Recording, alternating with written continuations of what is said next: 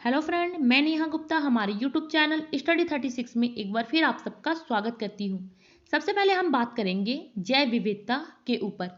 तो हर साल 22 मई को अंतर्राष्ट्रीय जैव विविधता दिवस मनाया जाता है। अगर इसके स्लोगन की बात करें तो इसका स्लोगन है we are part of the solution for nature, जो 2021 में बायोडाइवर्सिटी डे पर इसका स्लोगन लिया गया है। अब सबसे पहले मैं आपको बता दूं कि जैव विविधता होता क्या है, इसका अर्थ क्या है। तो इसका अर्थ है जीवों की विभिन्नता, जैसे होती है मनुष्यों की जैव विविधता, पशुओं की जैव विविधता, छोटे छोटे कीड़े मकोड़ों की जैव विविधता या तो पेड़ पौधों की जैव विविधता। सबसे पहले मैं आपको बता दूं कि अंतर्राष्ट्रीय कार्यालय, इसका जो कार्यालय है वो रोम में है।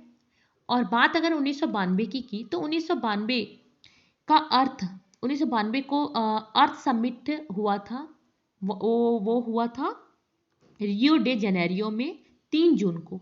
वो सम्मेलन 3 से 14 जून तक चला था। 1992 में जो अर्थ समिट में यह तय किया गया कि जीवों के संरक्षण के लिए जागरूकता हेतु जैव संरक्षण दिवस मनाया जाए।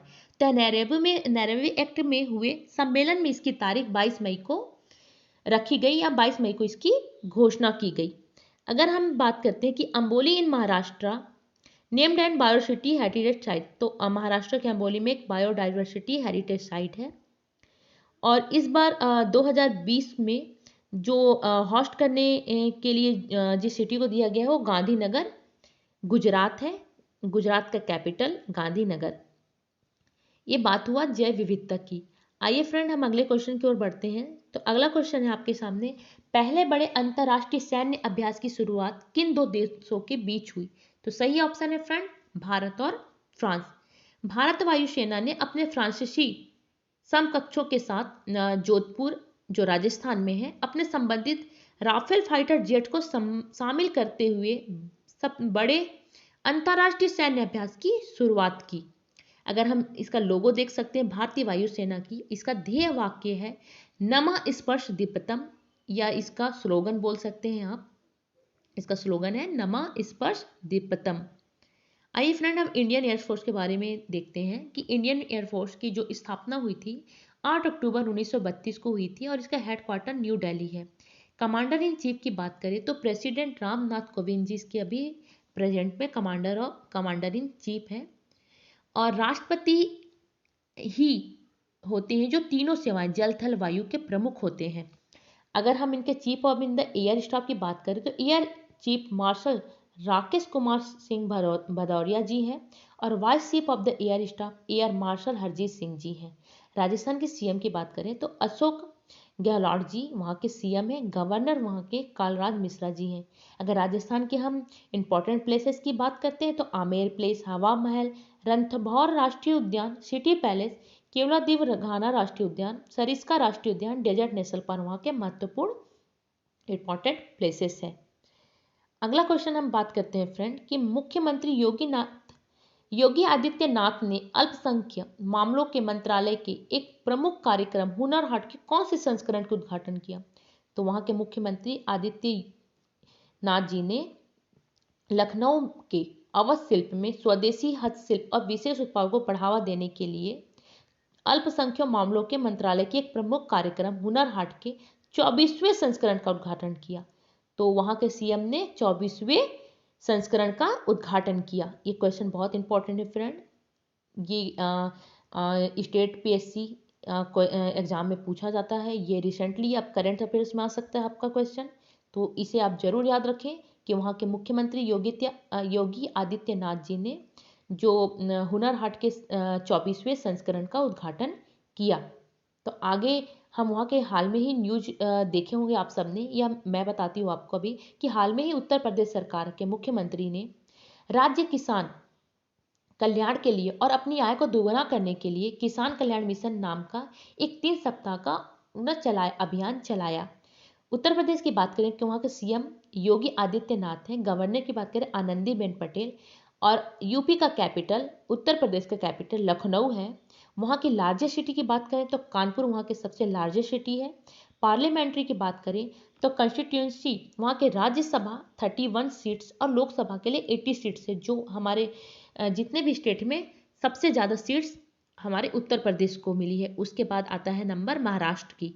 अगर नवाबगंज की बात करें तो नवाबगंज वहाँ बर्ड सेक्चुनरी है, जो दूर दूर से बर्ड्स आते हैं, प्रवासी बर्ड्स, वो यहाँ आकर रहते हैं। अब हम बात करते हैं अगले प्रश्न की ओर कि किसकी याद में पराक्रम दिवस मनाया जाता है। तो आपके सामने ऑप्शन दिया गया है, सुभाष चंद्र बोस, महात्मा गांधी, राजेंद्र प्रसाद या राजीव गांधी। तो सही आंसर है फ्रेंड कि सुभाष चंद्र बोस की याद में या उनके लिए पराक्रम दिवस या बहादुरी दिवस 23 जनवरी 2021 को भारत सरकार या भारत में मनाया गया है। भारत सरकार ने नेताजी सुभाष चंद्र बोस की 125वीं जयंती वर्ष को पराक्रम दिवस के रूप में मनाने का फैसला किया था। ये फोटो आपके सामने नेताजी सुभाष चंद्र बोस की है। आगे बढ़ते हैं हम कि सुभाष चंद्र बोस के बारे में बात करते हैं कि सुभाष चंद्र बोस का जन्म 23 जनवरी 1897 में कटक उड़ीसा में हुआ था, जो कटक अभी उड़ीसा में प्रेजेंट है, उड़ीसा स्टेट में। अब मृत्यु की बात करें तो इनकी मृत्यु 18 अगस्त 1945 को ताइवान में हुआ। पॉलिटिकल एफिलिएशन की बात करें तो इंडियन नेशन कांग्रेस, और रोल इन है नॉन कॉपरेशन मूवमेंट।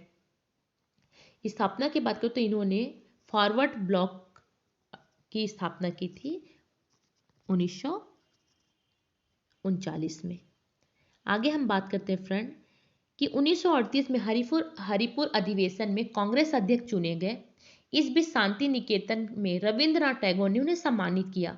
1939 में महात्मा गांधी के उम्मीदवार सीतारामैया को हराकर एक बार फिर सुभाष चंद्र बोस जी कांग्रेस के अध्यक्ष बने। बाद में उन्होंने 1939 में त्यागपत्र दे दिया और फॉरवर्ड ब्लॉक की स्थापना की।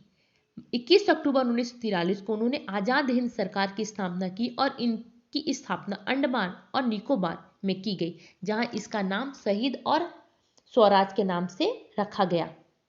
अगले प्रश्न की ओर बढ़ते हैं फ्रेंड कि भारत के रेल मंत्रालय ने भारत की सबसे पुरानी चलने वाली ट्रेनों में से एक कालका मेल का नाम बदलकर किस नाम पर रखा गया। तो इसका सही आंसर है फ्रेंड कि कालका मेल का जो नाम था उसका नाम नेताजी एक्सप्रेस रखा गया। अगर मिनिस्ट्री ऑफ रेलवे की बात करें हम तो इसकी स्थापना मार्च 1905 में हुई। हेडक्वार्टर न्यू दिल्ली है और मिनिस्टर पीयूष गोयल जी है।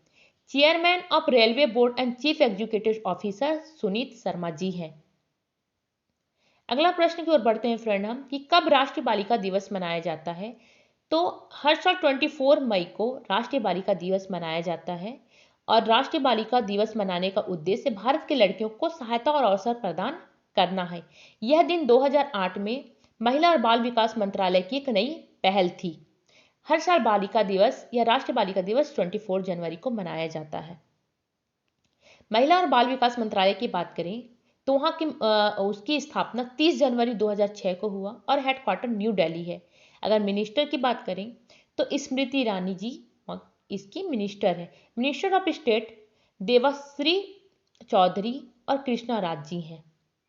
अगले प्रश्न की ओर बढ़ते हैं फ्रेंड कि प्रधानमंत्री ने नेशनल काउंसिलिंग ऑफ कॉकवेल 2021 में नेशनल काउंसिलिंग ऑफ कॉकवेल का उद्घाटन किस परिषद ने किया या किस परिषद के द्वारा किया गया। तो वैज्ञानिक और औद्योगिक अनुसंधान परिषद द्वारा। तो इसका सही आंसर है फ्रेंड वैज्ञानिक और औद्योगिक अनुसंधान परिषद द्वारा। अगर हम CSIR वैज्ञानिक और औद्योगिक अनुसंधान परिषद की बात करें तो इसकी स्थापना 26 सितंबर 1942 में हुई और national physical laboratory new Delhi है। हेड की बात करें तो शेखर सी मैंडेजी इनके हेड है।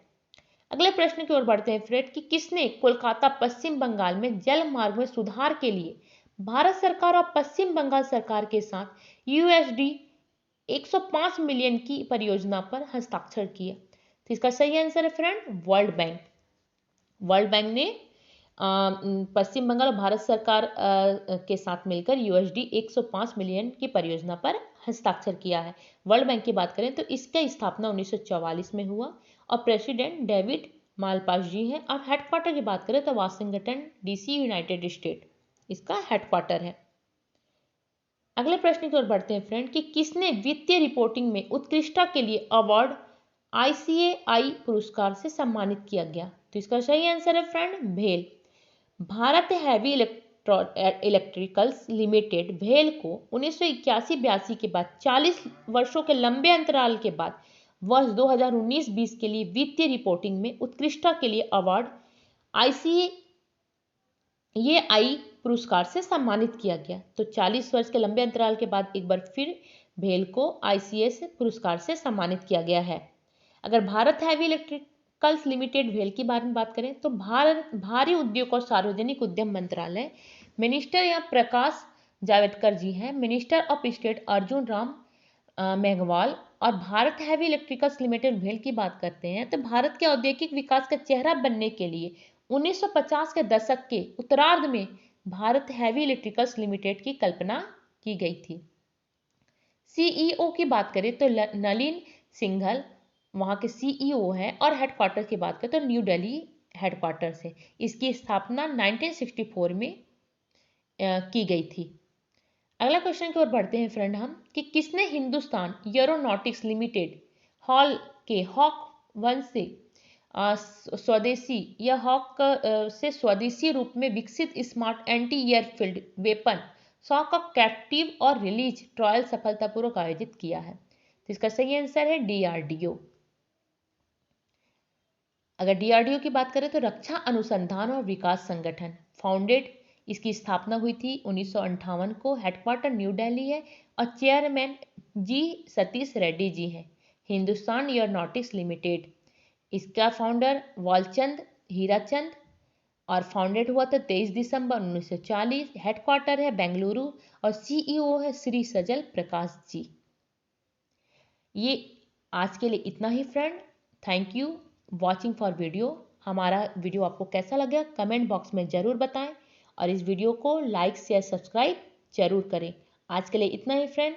Thank you so much.